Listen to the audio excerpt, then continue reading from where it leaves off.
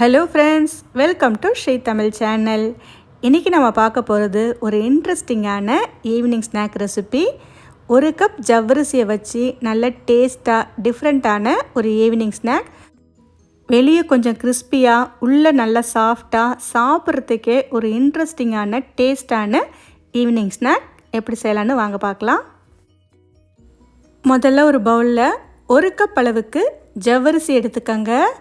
இப்போ இந்த ஜவ்வரிசியை ஒரு 3-4 தடவை நல்லா கழுவி எடுத்துக்கோங்க.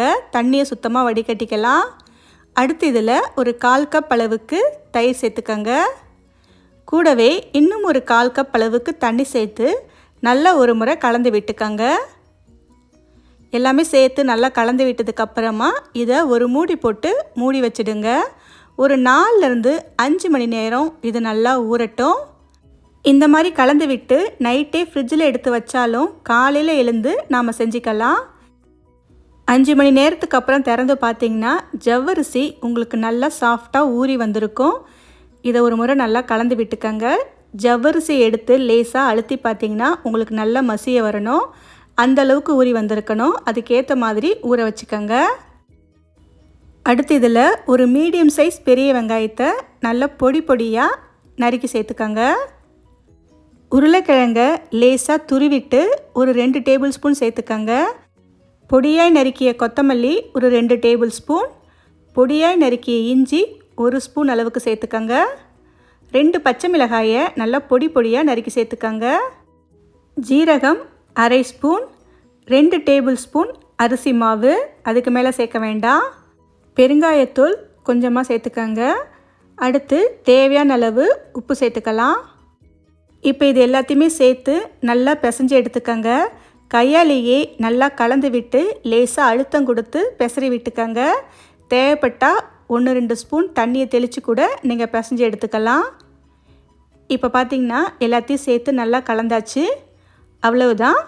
இப்போ இதிலேருந்து சின்ன சின்ன உருண்டைகளாக நாம் இந்த மாதிரி உருட்டி எடுத்துக்கலாம். பெரிய நெல்லிக்காய் அளவுக்கு இந்த மாதிரி உருட்டி எடுத்துக்கோங்க. இதே மாதிரி எல்லா மாவையும் உருட்டி எடுத்துக்கலாம். அவ்வளவுதான். அடுத்து ஒரு குழிப்பணியார சட்டியில் எண்ணெயை சூடு பண்ணிக்கோங்க. இப்போ இந்த எண்ணெயில் நாம் உருட்டி வச்ச உருண்டைகளை ஒன்று ஒன்றா சேர்த்துக்கலாம்.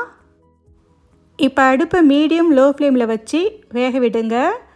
கொஞ்சம் நேரம் இடைவெளி விட்டு இதை நாம் திருப்பி விட்டுக்கலாம். ஒன்றா இதே மாதிரி பொறுமையாக எல்லா பக்கமும் திருப்பி விட்டுக்கோங்க. திருப்பி விட்டு இது நல்லா செவந்து வெந்து வர வரைக்கும் இதை நாம் வேக வச்சு எடுத்துக்கலாம். அடுப்பை கண்டிப்பாக மீடியம் லோ ஃப்ளேமில் வச்சு வேக விடுங்க. அப்போ தான் உங்களுக்கு நல்லா செவந்து வெந்து வரும்.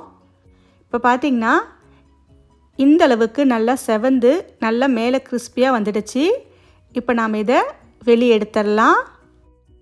இதே மாதிரி எல்லா உருண்டையும் சேர்த்து நல்லா வேக வச்சு எடுத்துக்கோங்க. நாம் முதல்ல சேர்த்த எண்ணெயே நமக்கு போதுமானதாக இருக்கும்.